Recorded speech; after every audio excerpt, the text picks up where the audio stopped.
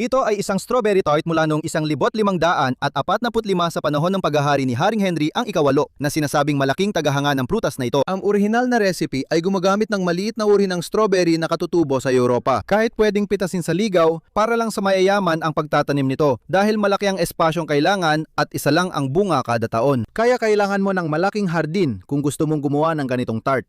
Pero noong 1712 may pagbabago na nagdala ng strawberry sa lahat. Noong taon na iyon, ipinadala ni Haring Louis XIV ang Pranses na espiya na si Amadé François Fressier na ang apelido ay nangangahulugang strawberry upang manmanan ang mga kolonya ng Espanya sa Chile at Peru. Habang nandun siya, ipinakilala ng mga pikunche at mapunche ng Chile ang kanilang strawberry sa kanya. Ngayon, hindi kasing lasa ng ligaw na Europeyong strawberry o Virginian strawberry ang mga ito, pero mas malalaki. Dahil alam ni Fressier na gusto ng hari ang prutas, nagdala siya ng 5 halaman pabalik sa Pransya. Puro babaeng halaman lang ang nadala niya, kaya maliit at hindi maganda ang hugis ng mga tumubong strawberry. Lumipas ang 50 taon bago napansin ng batang hardinero na si Antoine Nicole Nicolas Duchesne na mas malaki at maganda ang strawberry kapag itinanim ang Chilean strawberry malapit sa ibang uri. Unang nakaunawa siya sa ugnayan ng mga halamang lalaki at babae at sa mga sumunod na dekada, pinahusay niya ang kulay at lasa ng strawberry. Ang huling produkto ay Fragaria ananasa o pineapple strawberry. Tinawag ito dahil halos kapareho ng pinya ang amoy ng prutas. Ang strawberry na ito ang pinagmulan ng karamihan sa modernong malalaking strawberry, kabilang ang karaniwang nakikita sa grocery store at yun din ang ginamit ko.